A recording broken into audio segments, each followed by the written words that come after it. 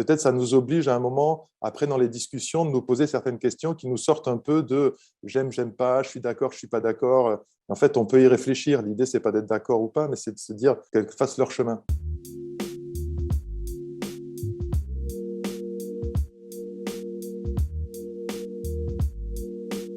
Bonjour, donc, je m'appelle Julien Guil, je suis le metteur en scène et acteur au sein de la Compagnie Provisoire qui a été créée en 2007.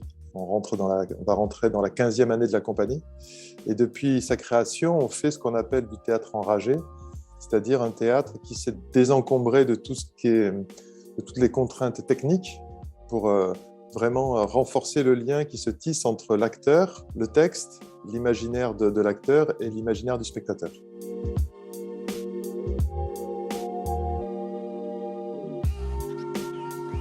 La particularité des brèves qui sont présentées au Théâtre dans les Vignes, c'est que ce sont des formes, d'où leur nom forme brève, qu'on peut jouer dans des lieux non dédiés et le plus souvent hors les murs du théâtre. L'idée, c'est que c'est une sorte de carte d'appel, c'est-à-dire inviter les gens à avoir une émotion chez eux et cette émotion-là, se dire vous pouvez la retrouver au théâtre et peut-être qu'ils vont, pour certains, faire le chemin d'aller vers le théâtre. C'est un peu le principe de nos brèves et c'est le principe sur lequel on s'est retrouvé avec le Théâtre dans les Vignes. L'Homme qui rit va se jouer au musée de l'art et du livre à Montpellier. Moi, ce qui m'a plu dans L'Homme qui rit, c'est-à-dire qu'on est 7 dans la troupe. Il y a 6 acteurs et un musicien.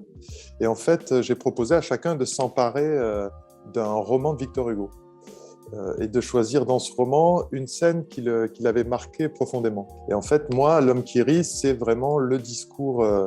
Il est devant l'Assemblée des Lords et il donne un discours en disant que la misère est à vos pieds, il suffit de se baisser, de regarder, et une fois que vous aurez vu la misère, eh bien, vous ne la laisserez pas se perpétrer.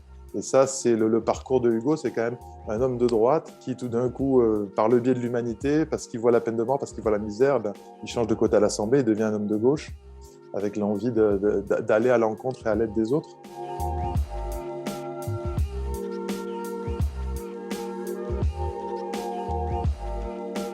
En fait, on a pris du retard dans la production. Victor Hugo était un homme de digression. Et je me suis dit, plutôt que de faire des digressions à l'intérieur même du spectacle, autant inventer des formes digressives. Et ces formes, c'était en se disant, mais on s'est plongé pendant toute la construction du spectacle. Moi, je me suis plongé dans la lecture de Victor Hugo. Il y a une forme dans ses romans, il y a la forme de l'histoire qui est quand même qu'on peut retrouver un petit peu dans son théâtre, mais c'est assez simplifié puisque même s'il a éclaté le récit, ça reste un drame, un seul personnage. Et je me dis, tiens, si on faisait des digressions sur d'autres personnages, d'autres histoires qu'il a racontées, pour essayer d'amener le spectateur aussi à d'autres endroits, pour essayer de rendre la constellation de Victor Hugo. Et donc, on est parti sur un acteur, une actrice, un roman. Et ça nous renvoyait à ce Fahrenheit 451 de Bradbury, qui a été mis en scène par Truffaut. Et en fait, on brûle les livres, parce qu'il faut un monde sans lecture, sans culture. Et on a une image à la fin du film où il y a des gens qui apprennent des livres par cœur, et chacun dit, ce livre-là, ça c'est L'Homme qui rit, ça c'est 93. Je me suis dit, tiens, mais ce serait bien si on était chaque acteur un livre, en fait. C'est cette idée qu'on a voulu mettre en scène dans son ensemble.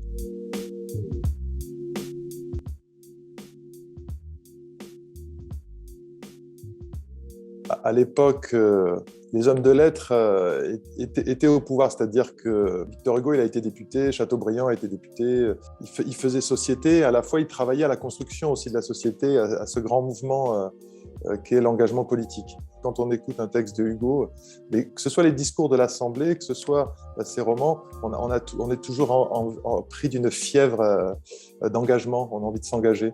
Donc je pense que ça, c'est important aujourd'hui. Il a de grands combats contre la misère, pour l'éducation, contre la peine de mort. Il dit l'idée d'une seconde chance, on n'est pas en fait déterminé dès sa naissance et qu'on peut sortir de sa détermination et qu'on peut devenir autre chose. Enfin, il brasse tout ça et nous, ce qu'on essaie de faire, c'est d'arriver à avoir une interprétation et une lecture suffisamment ouverte pour que toutes ces questions, en fait, on les laisse apparaître et émerger. C'est-à-dire qu'en général, après les brèves, il y a une discussion, il y a une grande complicité qui se crée avec le spectateur, puisque c'est un théâtre de proximité.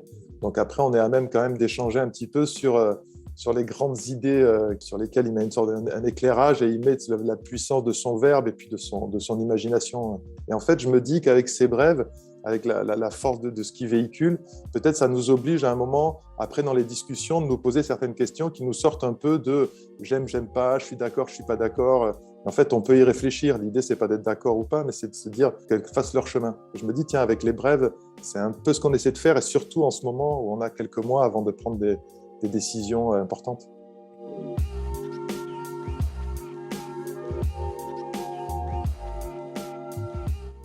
Il y a une des premières brèves qu'on a jouées le jour de la présentation de l'ouverture au public du Théâtre dans les Vignes, parce que les théâtres ont été fermés quand même toute la saison dernière. J'ai découvert le Théâtre dans les Vignes, que je connaissais, mais que je n'avais pas eu l'occasion de visiter. On est arrivé dans l'atelier de Pierre, et on s'est dit, tiens, ce serait vraiment l'endroit idéal pour présenter, en tout cas, une des brèves, pour le faire découvrir au public.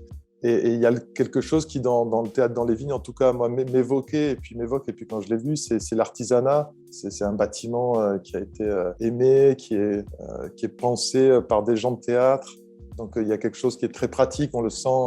Il n'y a pas d'incohérence quoi, dans comment il est fait. Du fait que ce soit quand même les gens de théâtre qui fabriquent les théâtres, je trouve que c'est beau. Ça évoque un peu tout ça et ça correspond à ce que je souhaite faire quand même avec le théâtre enragé, c'est-à-dire d'être proche quoi, sur des jauges assez plutôt limitées et de privilégier la relation au spectateur. Et je pense que c'est le Théâtre dans les Vignes, voilà, ça m'évoque ça et je me dis tiens, ça a sa place là, quoi.